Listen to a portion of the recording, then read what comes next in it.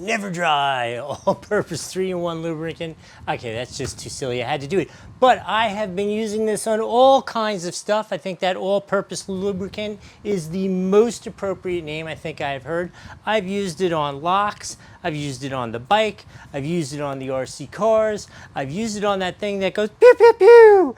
I've used it pretty much, oh, here was a great one. So I have a little squeaky door in our bathroom, which when I get up early in the morning and I go to the bathroom, the teeniest little squeak and the dog's up and barking wakes up the house. I actually did use this and it completely resolved that. I don't think that's the biggest test of a lubricant, but it did absolutely work for that as well.